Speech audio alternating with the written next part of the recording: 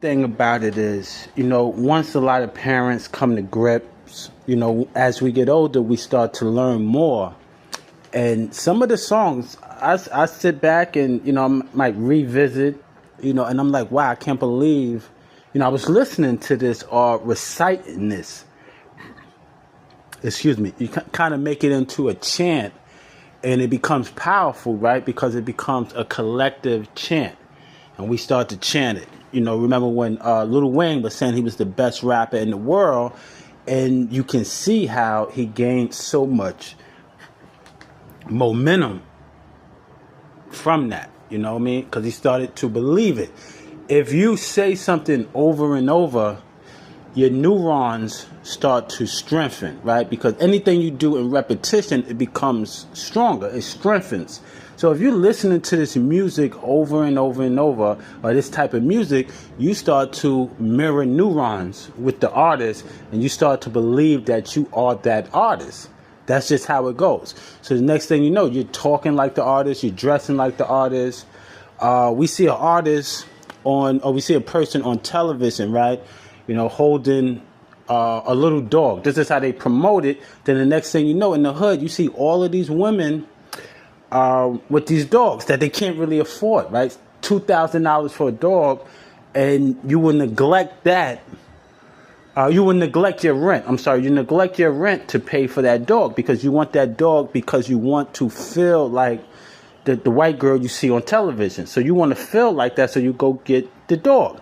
I don't think anything is wrong with that, but a lot of people will lose their identity in the mix of all of this and start to think that they're better than. The people in the hood, they grew up in the hood all their life, and now they think that they're better than you, maybe because they got a new promotion at a job or something. I knew this young girl, right?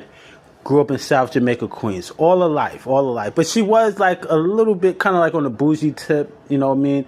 She was petite, very pretty, nice long black hair.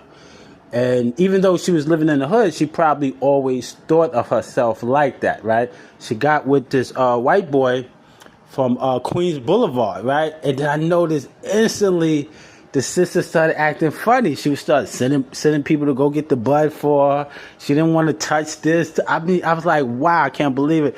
You know what I mean? But, that's how it starts, right? We want to feel other than ourselves. We've been in our body for, whether it's 14 years, 20 years, we don't like how it feels, right? We don't want to be quote unquote black or African. We don't want any of that. We want to move so far away from that. This is what happens to a lot of people. So when you see them, like Cameron makes a comment that says Africans stink. I have smelled some Africans, but not all Africans stink. So yes, some Africans stink. I have smelled some African Americans. I smelled some white boys, some white people.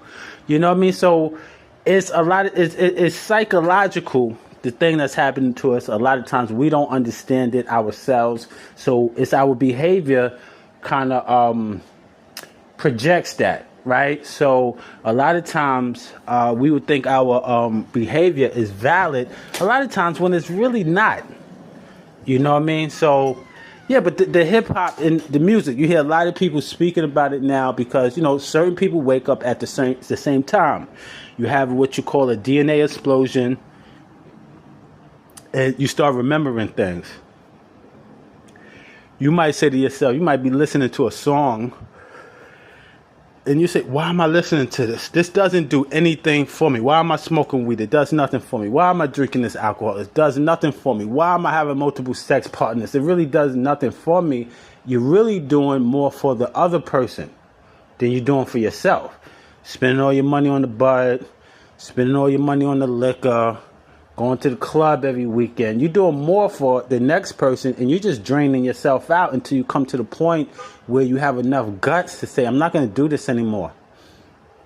The algorithm, it has brothers and sisters chasing down the next hot topic, burning themselves out, neglecting their family, neglecting themselves, and trying to make their audience happy. Yes, we're trying to make our audience happy, and we don't even really, we don't even really realize it while we're doing it.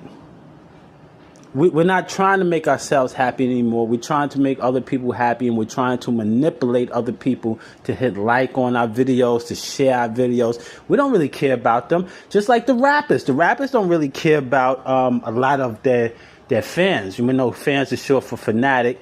And they're being paid a check by the government. The government is paying them to program your young children, whether they know it or not. Jadakiss and these guys, you know, big up to them. It's nothing targeted to them personally. But what they're saying to the community is a lie.